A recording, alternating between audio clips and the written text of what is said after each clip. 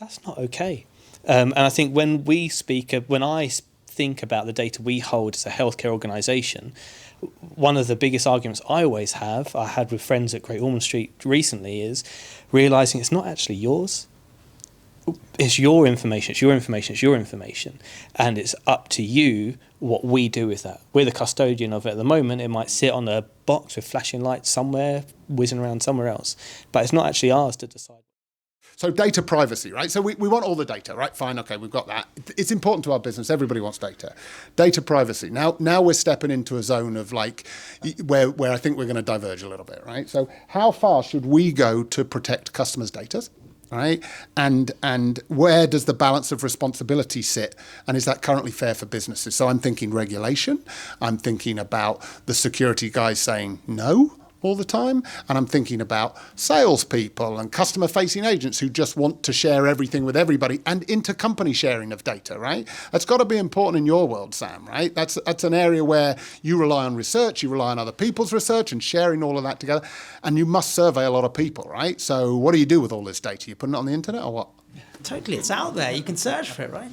So the reality is, and I probably would say this, but as an organisation, anywhere in healthcare, us and everyone else has to do everything possible to protect that data. There is no lower standard other than absolute protection, and using that in a way that people have consented to and in a way that is trusted. Now, we know that there are lots of use cases for data and lots of great things we can do, but once we've broken that trust model, it's very difficult to get back. And it's more than just about doing the right thing, but it's about having the right culture. And it goes back to outcomes. If we want people to have better outcomes, we do know that data, but we need to get it in the right way and use it in the right way, and only use and take what we need. And that's really difficult. I can't predict 10 years down the line what I'm going to do with data today. So we've got to come up with a model that's very different. But it fundamentally, yes, there's loads of things that we could do with data, but we shouldn't ask for more data than we need, and we definitely shouldn't share it inside, outside, anywhere else, beyond what someone expects. And certainly in healthcare, it's super sensitive. We've seen some of the things that have happened in organisations north of the river, where people sat in this room might come from, involving data. And it's really difficult because we've got big conglomerates that have lots of data. And certainly if we look at something like the NHS, they use Amazon, they use Google, they use BT, they use lots of other places that are holding data. But the expectation is there's good controls in place as to how it's used, who sees it, and what happens. But the converse was COVID. During COVID, pretty much all regs were dropped. In fact, the government wrote in regulations to change the way data was shared to get the public benefit. So there's always a balance there. And in this case, we saw it. The creation of the vaccines, the safety, and everything else that happened afterwards happened because the regulations around sharing data were dropped for that period of time. So there clearly is a reason to share data beyond what people in the population might want, but I think we need to have a conversation with the people giving the data so they know how it's going to be done and it's done in a safe way. I mean, from somebody from a more business perspective, I think that was enlightening, right? Normally you just say all the data everywhere, right?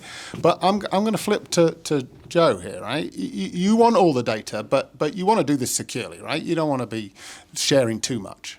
Well, yeah, and I think that we have a duty of care, sorry to use that term, but we have a duty of care to build and maintain trust with our customers, and that's not necessarily 100% engaging them, and because data is a complex area, and especially the usage of things like sensor and those kinds of very complex domains, it's not necessarily fair to ask of our customers and our consumers to understand the full implications of that. And so I think there's a duty on us to shepherd that, as well as the obvious duties of consent, because without that,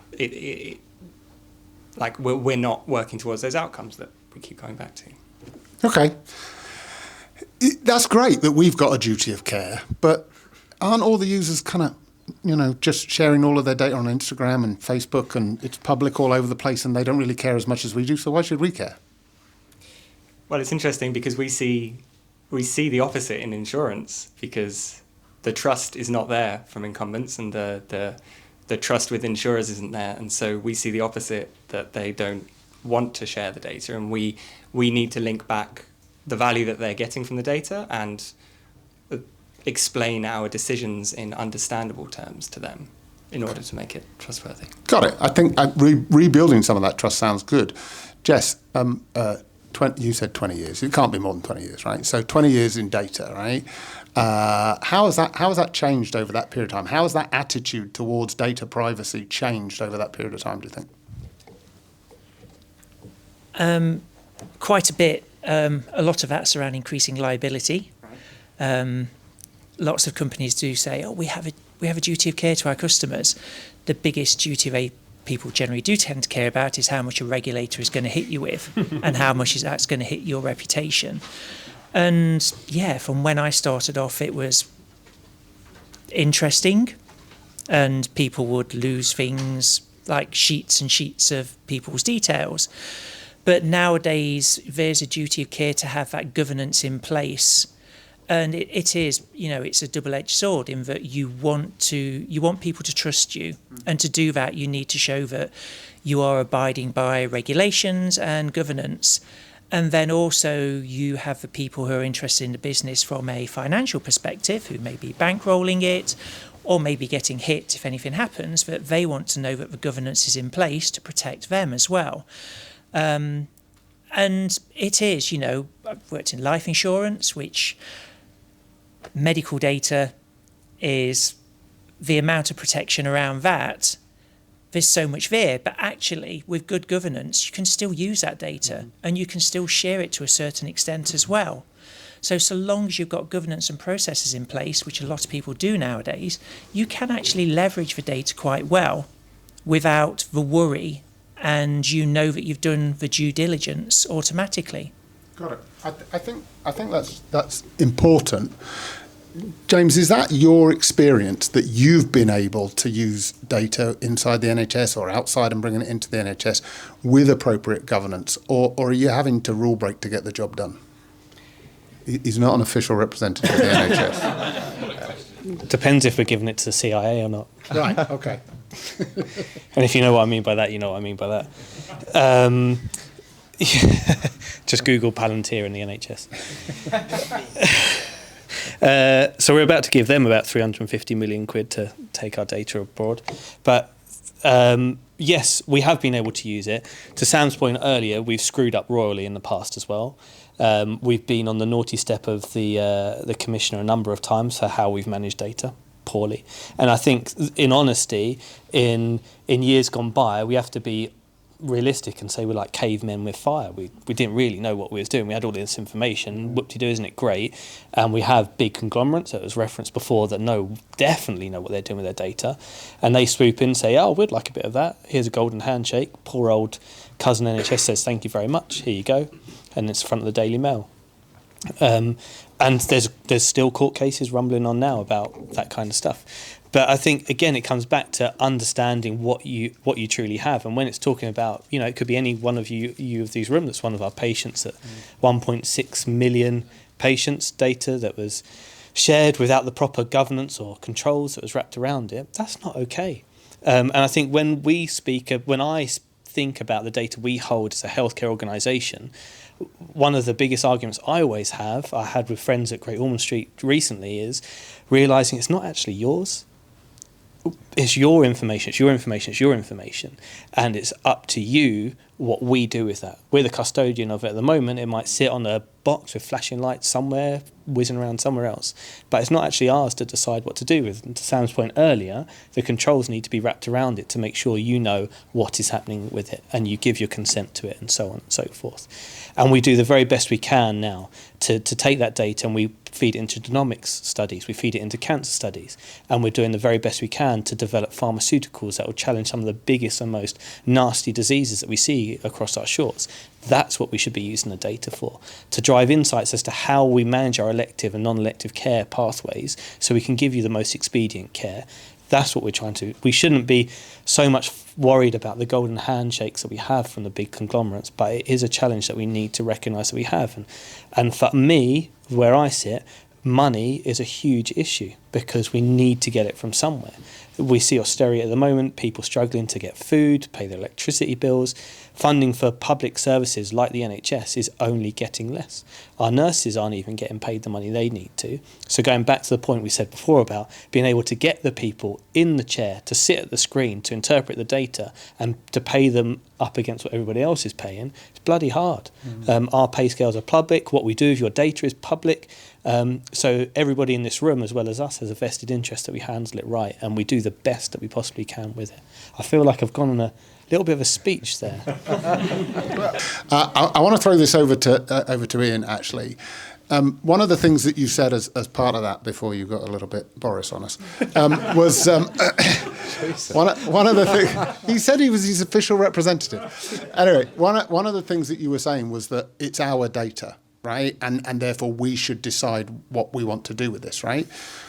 But back to the original part of the question, which is like the onus of responsibility for protecting that data seems to be on businesses. And we spend a lot of money making sure, so if somebody comes along and says, oh, you've captured my data because I'm a customer of yours, but now I want you to delete it, we all run around and panic and implement our 30-day procedure where we've got to get rid of the data and then in systems that we forgot that we even had and blah, blah, blah, and all that kind of stuff, right? So bringing the business perspective, this is a pain in the arse, isn't it, Ian? And I think organisations see this as a pain in the ass. I think organisations are very, very timid because they're scared by this issue of data protection and data privacy. So there's then massive inertia because they know that you can have a challenging customer at any point. So it's my experience of data privacy is organisations are far more reactive to a situation than properly planning for how to leverage that data within regulation to get the most out of it.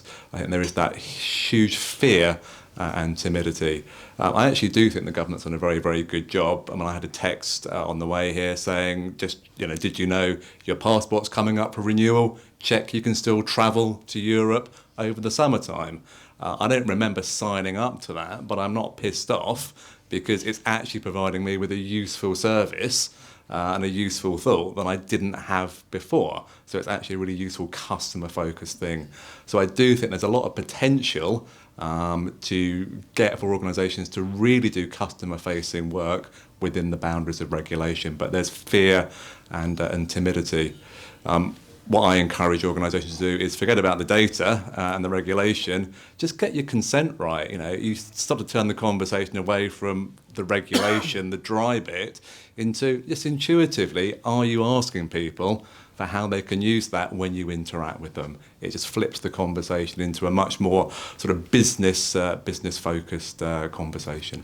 I think a little bit to what Joe was saying, and I think what James was saying, that's building that trust relationship, right? So you gave some good examples about how data can be used valuably to help those people whose data it is, right? And we all want that. I think we're all signing up for that. You didn't sign up for it, but you're happy that you got a valuable service, right? It's that trust. If we see more and more examples coming through like that, we will rebuild that trust that companies are looking after our data. So pain in the arse it may be, but it's got to be good for us as well, right? Because we'll rebuild our trust, and then when we have those conversations, our customers will say, yeah, sure, I trust you, it's okay, you'll use it for good purpose for me. Cool. Okay, we're gonna have